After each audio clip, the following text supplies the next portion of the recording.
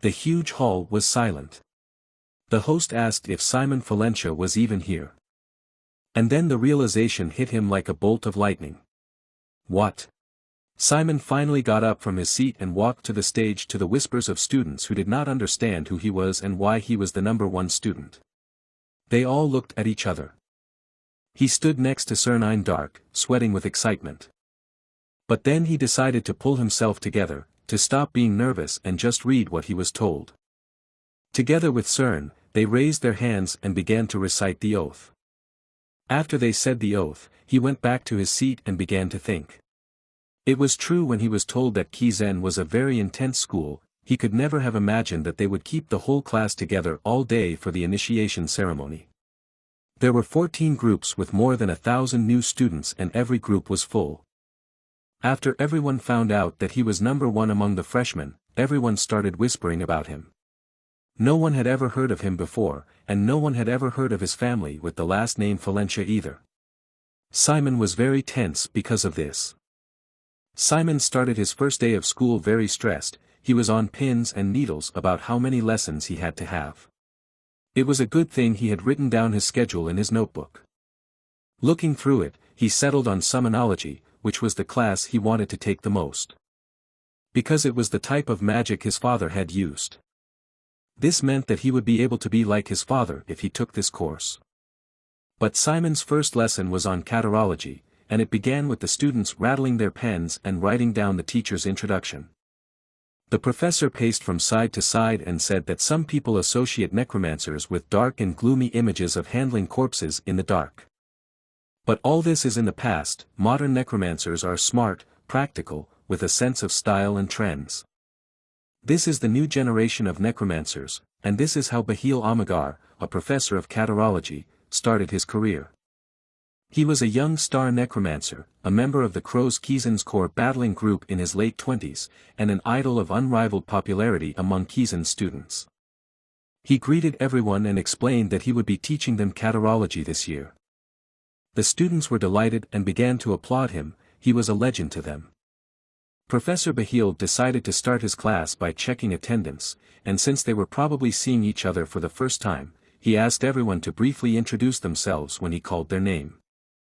And he called the first name Jamie Victoria, and a girl with green hair and glasses jumped out from behind the first desk raising her hand. She shouted that she was present and it was a great honor for her to meet him, she was going to become a specialist in catarology, following in the footsteps of the professor. But the professor stopped her with a wave of his hand, he advised her to introduce herself to her classmates, not to him, so let her try again. Jamie Victoria tried again, this time introducing herself to the students.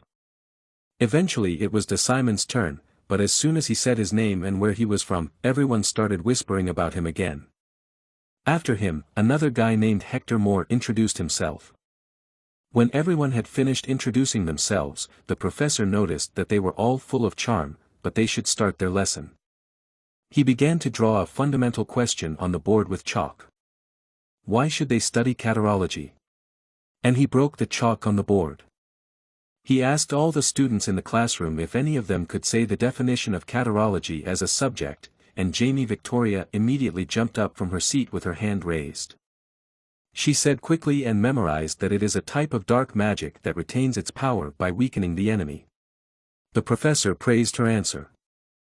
But he noted that some of the students would not quite understand what he was talking about, so he would rather just say that catarology is about weakening the opponent. Then he started drawing them an example on the board. And then he continued, let's say that there are two knights with approximately the same skill level, they start to fight vigorously with swords. They try to tire each other out and wait for the opponent to make a mistake, they exchange about 20 blows, but neither of them gives up. Simon listens to the story with fascination. However, one knight starts shouting loudly at the other and looking at him with a murderous look. His opponent is frightened, trembling and turning pale with fear. Finally, the knight's sword cuts the opponent's shoulder. He begins to bleed and his movements slow down and shake. The other knight realizes that this is his chance to win. He corners the enemy and attacks his leg to make him unable to move. Then he throws sand in his eyes and hits him on the head to distract him and keep him off balance. The battle is getting tense and finally. The knight finally cuts off his opponent's head, which falls to the ground. The professor has put the final point in his scheme. He asked the students whether they now see that even the most primitive and barbaric battles with cold steel are simply a series of actions that weaken the opponent in order to gradually achieve victory. The students were delighted with how the professor was able to explain a complex term in an interesting way. Now he was going to show them how modern necromancers fight. Professor Bahil began to draw on the board again. He depicted a conventional person, and then voiced his rhetorical question, how a modern necromancer would defeat this person. And he began to move the chalk quickly across the board. Then he hit the chalk against the board, death by curse after the first movement. And the necromancer won. The students were delighted, but did not quite understand what had happened. The professor began to explain that a curse is the lightest and simplest structure among all types of dark magic, and its other characteristic is that it is quickly activated. Moreover, it is effective as a low effort, allowing you to completely shake and confuse your opponent. The professor took a few steps and came close to the boy's desk with a smile. He continued to look at him smiling for several seconds. The boy did not understand what was happening and smiled nervously back. At the same time, unbeknownst to him, the professor was cursing him. And in a moment, this student fell helplessly on his desk with a dull thud. The professor took the knife out of the student's bag and made a pretense of swinging. He said that this is how modern necromancers fight, and he pulled the knife towards the student and then put it away. All the students were delighted with the performance, except for that student. They shouted that it was so cool and that catarology was the best. The professor lifted his curse on that poor student with one snap of his fingers and continued his speech that he didn't want to know what subject they would choose to specialize in, but he dared to guess that more than 80% of them would choose his subject for the second semester. Simon was also excited about this class. He believed that catarology had the best compatibility with other subjects. The professor concluded his class by urging them to practice their specializations, but not to forget to curse their opponents whenever they have the opportunity. This will be the most effective way to win. He personally believes that catarology is the core of modern necromancy. The reason for this was that, having stopped, the teacher turned around and looked at the class, which was listening attentively to him and taking notes. Then with a sharp movement he revealed to the whole class the inscription he had written. Priests, this inscription was on the board, and that is why catarology was the most effective way of confronting their main enemies. With a serious voice explained the teacher, looking carefully at the class. Then turning to the students, some of whom looked at him with confusion, he asked them if necromancers had curses and priests had blessings. The difference was that one strengthened the target while the other weakened it. The question was to see when a curse was better than a blessing. The green-haired girl with glasses, who had been introduced earlier, jumped up from her seat, raising her hand in the air and calling her name again. Then she answered the question posed earlier by the professor, explaining that curses were quicker than blessings. Which meant that curses could accumulate a weakening effect on the target faster, which was a huge advantage in real combat. Hearing the girl's answer, the teacher rubbed his chin thoughtfully, saying that it was an interesting opinion. But then added that it was wrong. The girl who answered froze in place with a raised hand and a bewildered look on her face. Seeing that no one else was willing to answer, the teacher began his explanations. Beginning with the fact that if you consider only the speed of application, the scientists come to a consensus that the curses that are imposed through the resistance of the enemy, a little slower than the blessing of the priest. After finishing his explanation, the teacher asked if anyone had anything to add, and immediately a hand went up. The guy who raised his hand introduced himself as Hector Moore. Turning to the instructor, he replied that there was almost no one who trained in a weakened state.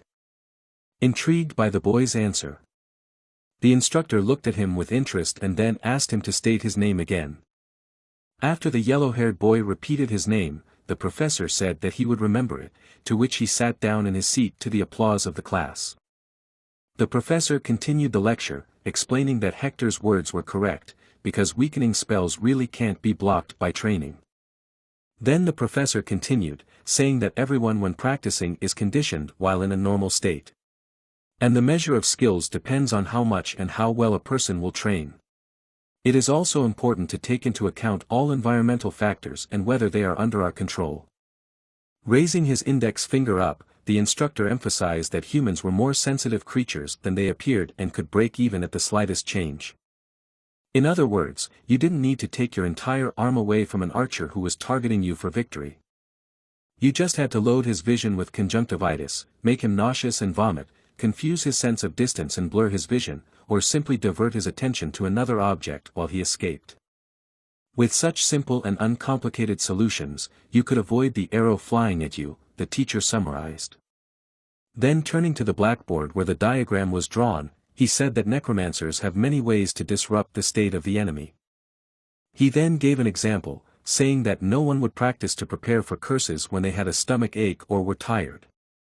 The instructor continued by saying that they could just take the day off. Hearing his words, the class chuckled. After waiting for the class to calm down, the teacher said that they should remember one important thing.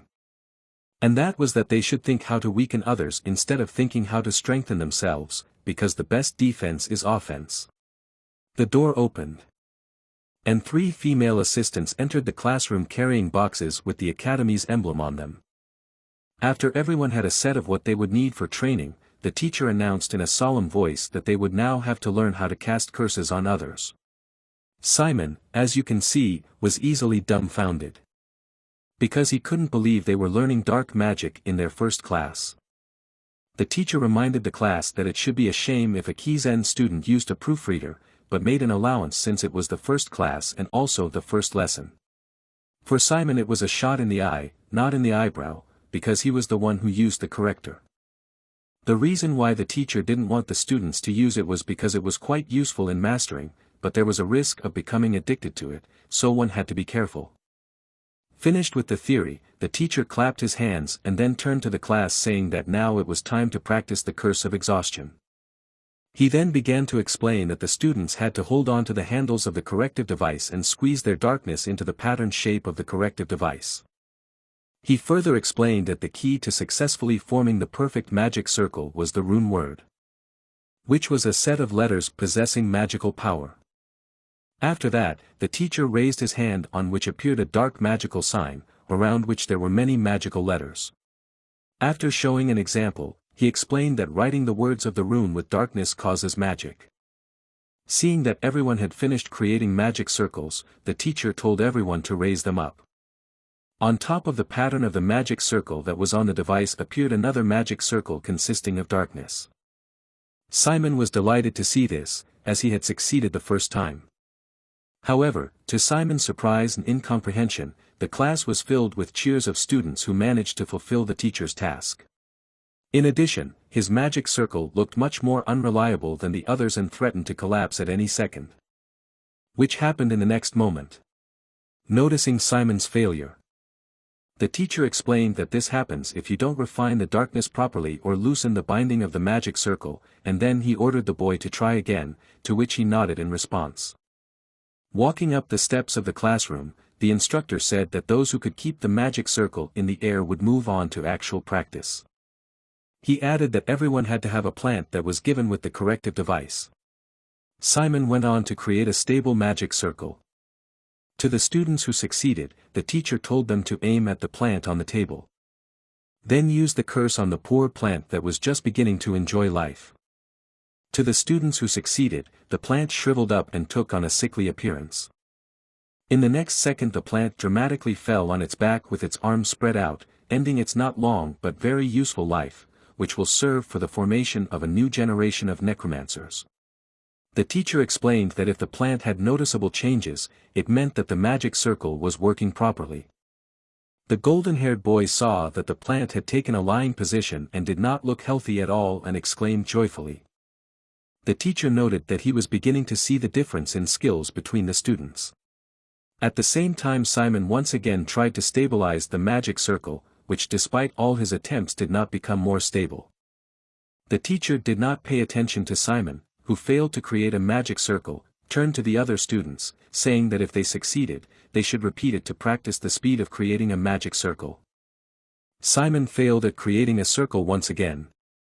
He clutched the knobs of the corrective device in frustration, he couldn't understand what his problem was. and why he was the only one failing.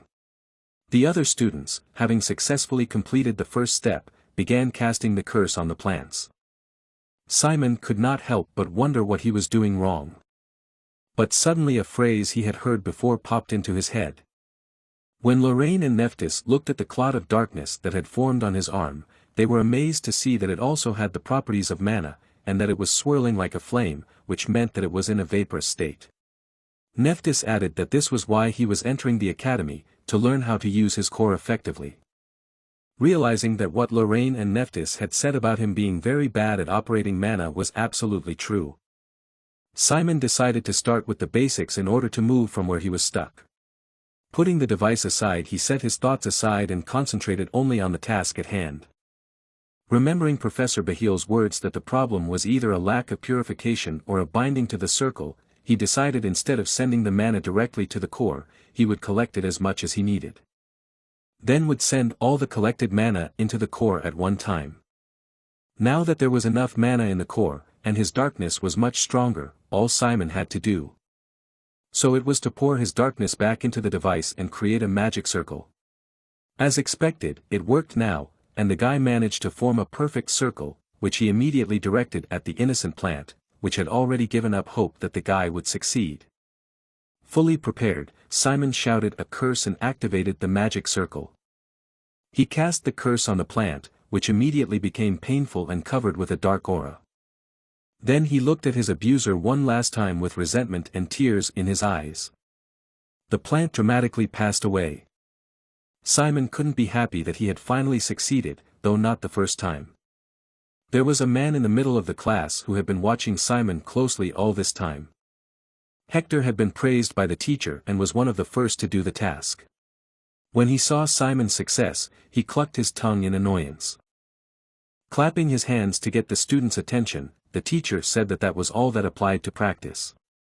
As for those who failed, they would have to practice after they returned to the dormitories. Hearing the teacher's words, Simon breathed a sigh of relief as he was still able to complete the assignment, even though it was not the first time. However, Professor Bahil continued, saying that now they had to show what they had learned in this lesson. The teacher's words took Simon by surprise. The next moment the teacher noted with surprise that special admission number 1 was in this class. Then calling the name of the main character, he asked him to come forward. The eyes of the whole class were immediately directed at Simon, who, feeling uncomfortable, hesitantly agreed. The students, hearing that he was a special admission student, speculated about how good he would be. Professor Bahil decided that a special admission student needed a worthy opponent, so he decided to choose one from the students who had passed the entrance exam with impressive results. Calling Hector Moore's name, he asked him to step forward. Simon stood in the middle of the class opposite his tall and confident opponent and listened to the rules explained by the teacher. Simon and Hector were given corrective devices, and then Professor Bahil explained that they were only allowed to use the curse of exhaustion. The task was to create a magic circle and use it on the enemy. The first one to fail to stay on their feet would lose. After hearing the rules, Hector raised his hand, saying that he would compete without the corrective device. The professor nodded his head and praised him, saying that such an attitude was welcome. Looking at the boy, who was staring at his opponent with drained confidence, Professor Bahil noted to himself that he seemed quite intelligent for his weak bare form. Remembering his words about using the device being undesirable, he noted that the boy had remembered that and decided to impress him by demonstrating his skills. Turning to Simon, he asked if he was going to use the corrective device, to which he replied in an uncertain voice that he was. With a disdainful look at the protagonist, the professor said yes. The next moment, with a smile on his face, he raised his hand, saying that they could start as soon as he gave the command and also wishing them good luck. There was silence between Simon and Hector. Hector frowned at Simon, while the latter didn't feel very confident against such an experienced and formidable opponent. In the next second, Professor Bahil gave the command to start the contest. Holding the corrective device in his hands and beginning to release the darkness into her, he calmed himself, telling himself not to be nervous and just do it like last time. Assuring himself that if he tried hard enough he could do it. Suddenly, however, a previously unknown horrible feeling enveloped him. With a blurry look at his opponent, Simon couldn't believe his eyes. Hector freely steered the circle with one hand and pointed it at Simon. The students were surprised and praised how Hector was able to create a circle so quickly without a device. The boy held the circle in one hand and looked at the hall with a satisfied face. Simon didn't know what to do, as not only was he creating a circle slower than his opponent even with the device, but the mere hitting of his opponent made him feel very tired. Deciding not to wonder, Simon raised the device in front of him and resumed creating the circle. However, just like last time, his circle was very unstable and began to collapse. He decided that such a circle would be useless even if he managed to use it on his opponent, and having destroyed the circle himself, he decided to start from scratch. The next moment he felt tired again and almost collapsed to the ground. Noticing that Simon had not given up and was trying to keep fighting, Hector used the curse on him again. But it didn't end once like last time. This time he continued to use the curse on the protagonist over and over again. The rest of the students looked at this scene with confusion. Stopping at 5 iteration, Hector said that should be enough. Barely able to stay on his feet, Simon could hear the chatter of a student who wondered with disdain if he was really number one once unable to start a single spell. Turning to Simon, who was breathing heavily, Hector told him to give up, adding that he was pathetic to look at. Not seeing that the guy was going to give up, Hector asked irritably if he wanted to see how it ended. He used another curse that was noticeably stronger than the previous ones, causing Simon to groan in pain and clench his teeth. As Professor Bahil watched the contest from the sidelines, he pondered the potential of the contestants. Concluding that Hector was a gem that did not lie in the road, besides his talent, he also possessed the mindset of a Kizen student. He would most likely become an outstanding student who could survive to the 3rd grade. On the other hand, a special admission number 1 who had no prior training or basic knowledge of dark magic, let alone any real experience. Professor Bahil couldn't help but wonder why Nephthys had chosen this particular boy. Numbers 1, 2, 3, and 4, who are officially invited into Kizen without passing preliminary exams, are supposed to be talents that are born once every few centuries. Especially number 1, who was always chosen by Nephthys herself and was bound to achieve outstanding results in his field. However, in the guy he was looking at now, he did not at all see the potential that was supposed to be in a person called the most talented. Looking at Simon, who despite his opponent's numerous attacks continued to stand on his feet, Bahil speculated that perhaps his specialty was stamina. Since normal students of his age kneel down after the 4th graduation, but he continued to stay on his feet even after the 9th graduation.